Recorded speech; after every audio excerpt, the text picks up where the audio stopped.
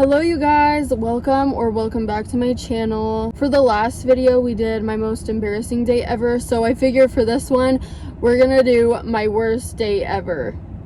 Yeah, it's pretty interesting, so let's just get into it. So the guy in this story, let's call him D.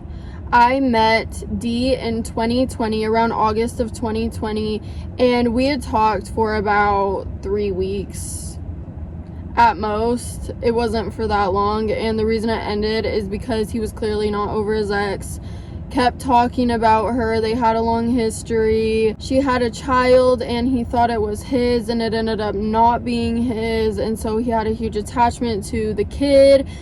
All this stuff, like, he told me a lot of stuff, and the ex was really jealous of me for whatever reason. She stalked my Instagram back then, and she was calling me like a and a whore because of my Instagram. So he basically couldn't stop talking to her about me and to me about her. It's like some kind of competition, and she was basically really envious of me. I never talked to the girl, never met her. He showed me a ton of pictures of them together.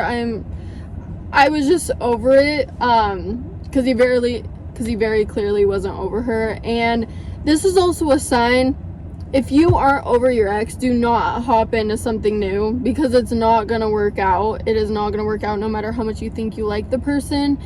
And let me tell you, it's very unattractive to be talking about your ex all the time, because you're very clearly not over them. Don't do that. Don't do that. Make sure you're 100% over that person. Anyway, I ended things with him, and it was in a very mature way. I texted him, I was like, hey, I don't want to be on bad terms, but you're very clearly not over your ex. Let's just be friends, right? Let's just be friends. Very mature. We still had each other on Snapchat, Instagram, all that good stuff. He was still trying to hit on me, like, in my comments every now and then, and I would always deny him because he wanted to go on dates and stuff like that. And I told him, I was like, you're not over her, like, I can't do that to myself. So yeah, we basically stopped talking for a while and slowly drifted off. And then in the beginning of 2023, he reached out to me on Instagram, and we started talking again, because then again we hadn't spoken in who knows how long. And he's like, I want to try things again. And I'm like, yeah, okay. Because then again, maybe he's changed. No, they never changed. Anyway, so I was like, yeah, sure, let's go out. We had planned a spot, Korean barbecue. I know exactly where the place was. And he's like, okay, great. He didn't have a car. Back in 2020, I had met his father, his brother. I think only his father and his brother that I can remember.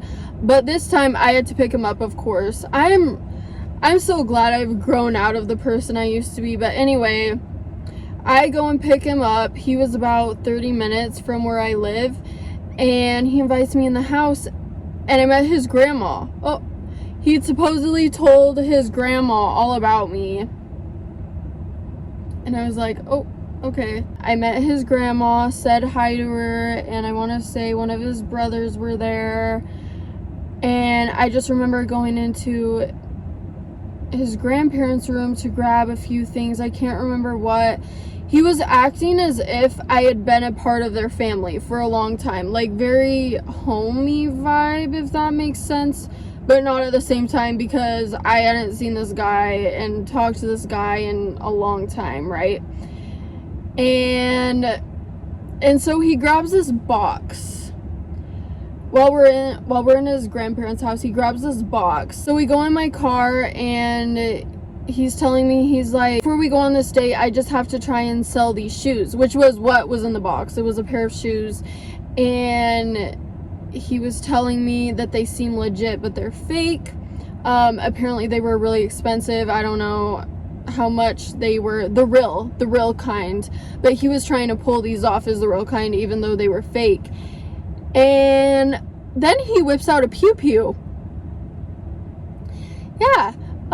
He whips out a pew-pew, and he's like, this is just in case. He's showing it to me. Can I do this on YouTube? Probably. He pulls it out, and he's like, this is just in case. And then he asked me to hold it. I'm like, oh, I think it was a Glock. So I hold it. And he's taking pictures of me with the pew pew. I'm just holding it, and he's thinking that it's really attractive. He's like, it's really attractive when girls hold. And I was like, oh, okay.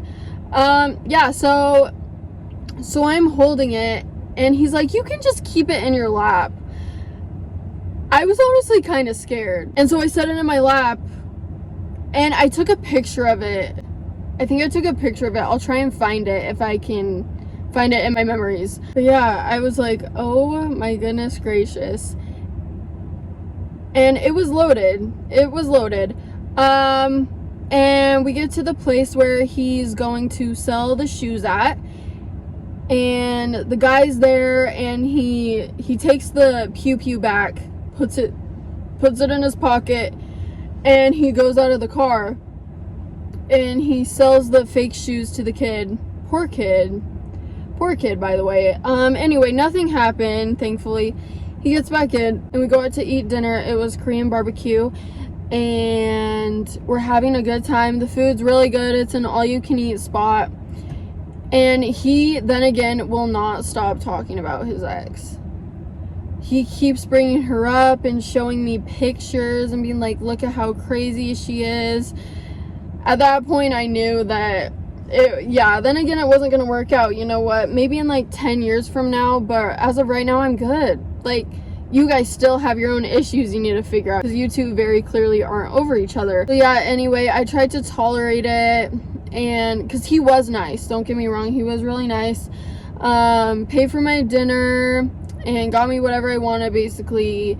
And then after that, we got in my car, and we go to his friend's house. So we get there.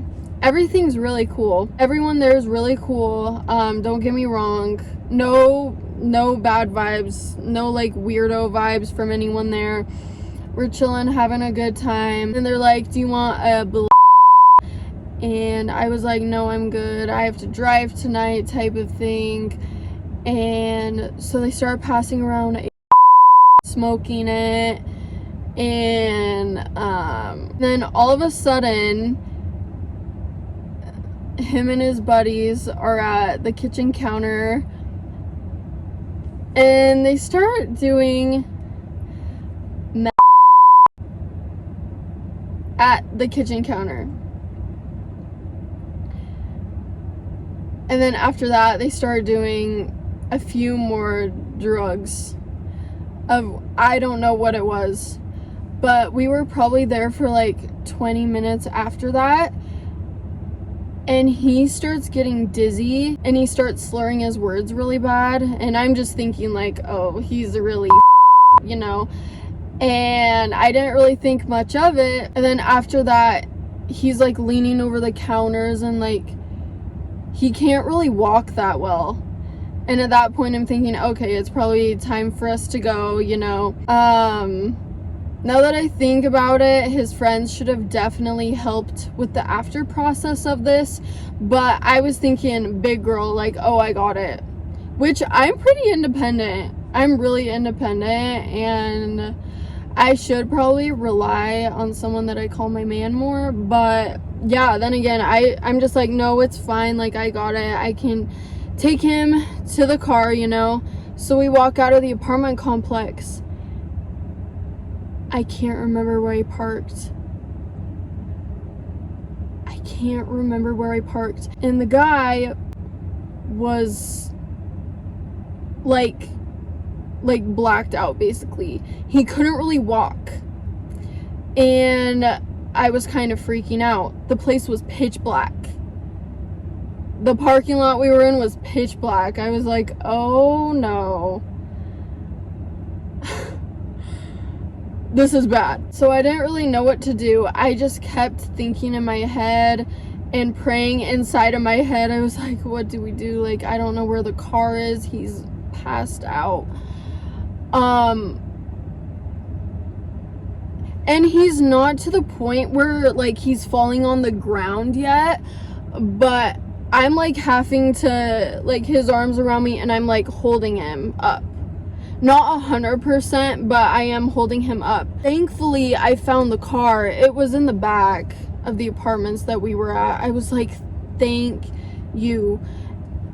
And I get him into the passenger seat. I start driving in the direction back towards his grandparents' house. We're on the freeway. He was trying to open the car door. He needed a puke, and he was trying to open the car door so he could puke. I was like, no, don't do that.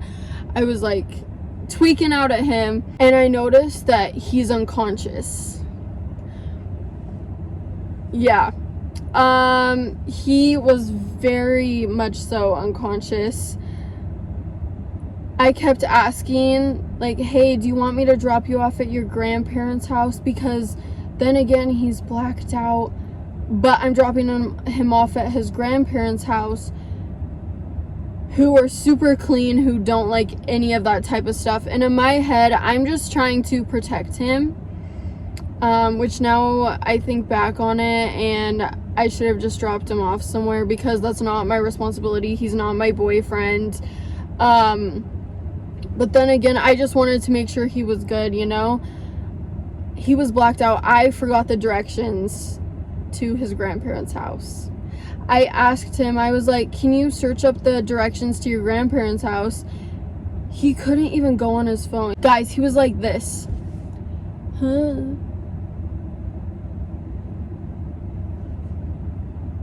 He was so unconscious, and I tried grabbing his phone so I could text somebody, so that I could text his friend or someone, so that I could drop him off somewhere. At that point, he'd been in my car for like 3 hours, and eventually I just pull into a parking lot somewhere, and I'm just sitting there, because then again, I don't want to drop him off somewhere where he's gonna get cussed out at, or whatever the case is. At the same time though, that's not my responsibility. And I texted my homegirl. I was like, this guy's in my car, he's super unconscious. And she's like, girl, who cares? Like, just drop him off somewhere. And yeah, honestly, I should have just done that. But my heart was like, no, I need to find this guy somewhere to stay, because he's not going back to his grandparents' house. Then again, he couldn't unlock his phone. I felt so stuck. I was just sitting in a parking lot thinking of what to do. I was thinking maybe we'll just sit. I was thinking maybe we'll just sit in the car the whole night. And then about 3 hours had rolled around of us just sitting in the car. And then I remembered one of his homeboys that hits on me. I have a Snapchat.